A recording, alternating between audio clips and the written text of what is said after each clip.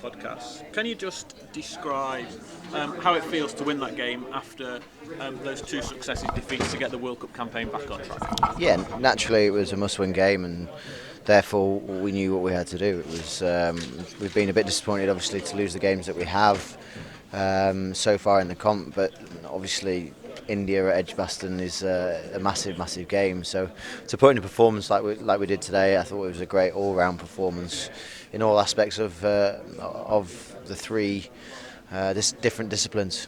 What about your own performance, a century and covering the yards out there in front of the Holly stand? Yeah, it's quite big, that one side. Yeah, it was tricky up front. Obviously, winning the toss and then batting. They've got a quality bowling attack. So I think we're about 40 odd off 10 overs. So it wasn't a blistering start by any means. But I thought we assessed the conditions really well, and the way we accumulated and then went on from there was pleasing for the both of us. Your captain's just spoken to the media and said you're at your best when you've got fire in your belly. Do you agree with that? Look, I think that there's different occasions over a period of time that you might get questioned about different things, and I think that's professional sport in the way that you react. I think that what's gone on this week, there was a round table interview and obviously quotes and everything, and they all get sent off.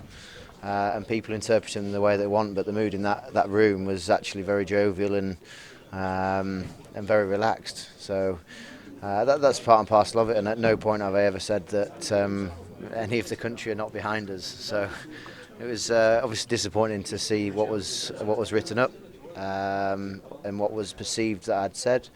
But at the same time, it was fantastic to spend time out in the middle today and first and foremost get the win, because it keeps us in the competition, and we go on to Durham now really excited about potentially putting in another good performance, and we know that we've got 3 games to potentially win the World Cup. On the subject of support, a very raucous India crowd here today, but still those strong pockets of England support, what always is a very strong ground for England. Yeah, of course. I mean, you hear Jerusalem in the morning, you hear all the songs that are ongoing throughout the afternoon, and I think it obviously you mentioned about the Indian following that it was here today at Birmingham, and everywhere that you go, everywhere that India goes, naturally there's a huge following. That's their national sport, and you wouldn't expect anything less. And I think that it's fantastic for the occasion to be at Edgbaston, to be playing in a home World Cup with an atmosphere like that. Definitely spurs you on.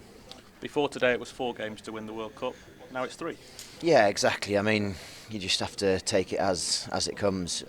We turn up to Durham in 2 days' time, we see what the conditions are like, we see what the overheads are like, and then we go from there. We can't do anything more than that. We can't change anything that's now gone previous to the present moment, but we can affect the future, and I think that that's a really exciting thing for this group, because we've worked really hard over a period of time, and there's a lot of excitement still within the group of lads downstairs. Before the tournament began, would you have taken 3 wins to win the World Cup? I think many teams would, to be quite honest with you.